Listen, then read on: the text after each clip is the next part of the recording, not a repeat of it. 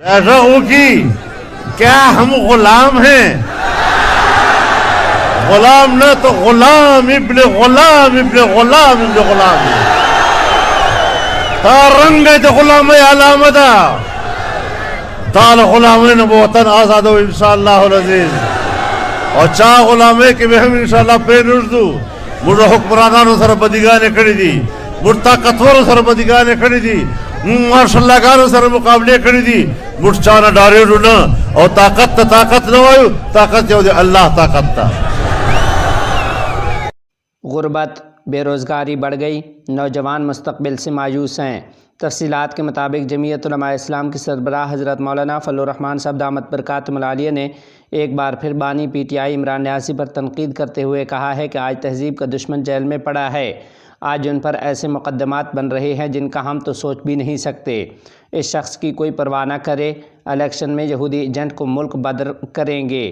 جس کے گھر پر پی ٹی آئی کا جھنڈا لگا ہوگا وہ یہودیوں کا دوست کہلائے گا۔ بنوں میں جلسے سے خطاب کرتے ہوئے قائد جمعیت مولانا فضل الرحمان صاحب نے کہا کہ ریاست مدینہ کے حوالے سے ان کی کوئی سوچ نہیں تھی۔ اب جب قانون حرکت میں آیا تو کہتا ہے کہ مقدمات جھوٹے ہیں۔ بنوں کے عوام وفادار لوگ ہیں۔ 60 سال گزرنے کے باوجود بنوں کے عوام کی جمعیت سے وابستگی مضبوط ہوئی ہے۔ قائد جمعیت کا کہنا تھا کہ امن ہوگا تو جان محفوظ ہوگی، مال محفوظ ہوگا، اور یہ دونوں چیزیں جب محفوظ ہوں گی تو ملک میں خوشحالی آئے گی۔ بدامنی پاکستان میں روز بروز بڑھتی جا رہی ہے، امیر امیر تر اور غریب غریب تر ہو رہا ہے۔ انہوں نے کہا کہ ہمارا آئین کہتا ہے کہ ملک میں اسلامی نظام ہوگا۔ قائد جمعیت کا کہنا تھا کہ ہم تعصب کی سیاست نہیں کرتے۔ انہوں نے عمران نیازی کو آڑے ہاتھوں لیتے ہوئے کہا کہ ایک آدمی آتا ہے اور یہودی ایجنڈا لاتا ہے مگر ہم نے اس کا راستہ روکا۔ انہوں نے کہا کہ آج ہماری سالانہ ترقی کو اس شخص نے منفی تک پہنچا دیا۔ پاکستان کو یہ شخص 7 ٹکڑوں میں تقسیم کرنا چاہتا تھا۔ اسرائیل، بھارت اور امریکہ سے پیسے لیے اور بہانہ بنایا کہ ہسپتال بنانا چاہتا ہوں۔ آج امریکہ میں فوج میں لوگ بھرتی نہیں ہو رہے۔ آج امریکہ سپر پاور نہیں ہے، وہ افغانستان کا مقابلہ نہیں کر سکا۔ قائد جمعیت نے کہا کہ فلسطین پر اسرائیل نے جلغار کی تو سب پیچھے ہو گئے، لیکن میں اس وقت بھی فلسطینیوں کے ساتھ کھڑا تھا۔ انہوں نے کہا کہ ہم عوام کی بنیادی انسانی حقوق کو تحفظ دینے میں ناکام رہے ہیں۔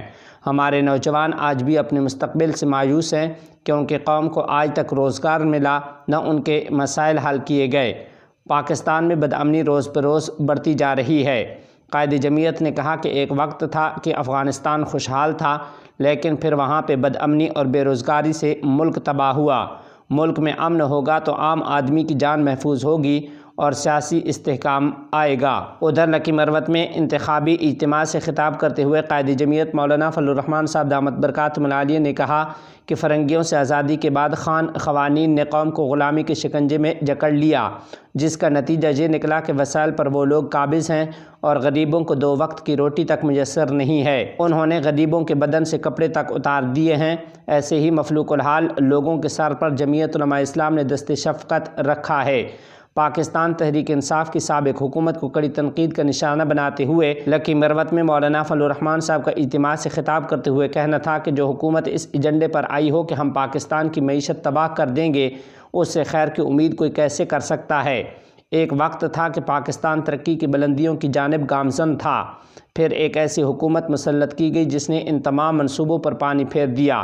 سی پیک منصوبے روک دیے، روزگار کے مواقع ختم کر دیے، 1 کروڑ نوکریوں اور 50 لاکھ گھروں کے جھوٹے وعدے کیے گئے اور ملک کو اس نہج پر پہنچا دیا۔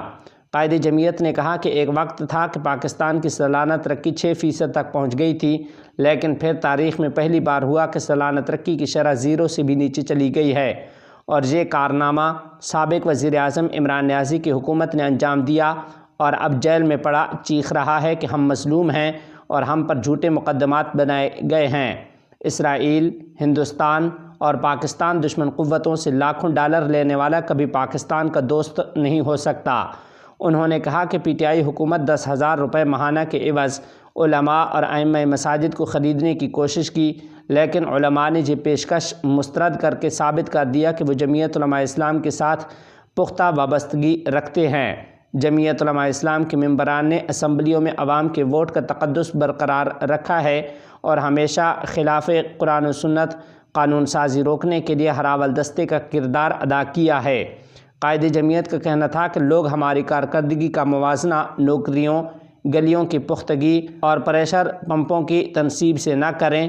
ہم نے قرآن و سنت کے خلاف قانون سازی کا راستہ روکا ہے۔ ادھر کرک میں انتخابی مہم کے دوران جلسے سے خطاب کرتے ہوئے مولانا فضل الرحمان صاحب کا کہنا تھا کہ جن لوگوں نے ریاست مدینہ کا نام استعمال کیا تھا انہیں مدینہ کے تقدس کا پتہ نہیں۔ ہم نے پارلیمنٹ اور پارلیمنٹ سے باہر اسلام کا دفاع کیا ہے۔ انہوں نے کہا کہ بانی پی ٹی آئی نے نوجوان نسل کا اخلاق تباہ کر دیا ہے۔ ہم اسلام اور ملک کی سلامتی کی جنگ لڑ رہے ہیں۔ جمعیت علماء اسلام نے 75 سال سے کلمے کے تحفظ کے لیے کوشش کی ہے۔ مولانا فضل الرحمان صاحب کا کرک میں انتخابی مہم جلسے سے خطاب کرتے ہوئے کہنا تھا کہ پاکستان اسلام کے نام پر بنا تھا، اس کے علاوہ یہاں کوئی مذہب نہیں مانتے ہیں۔ ملک معاشی خوشحالی اور امن مانگتا ہے۔ مہنگائی اور بے روزگاری کی وجہ وہ لوگ ہیں جو برسر اقتدار رہے۔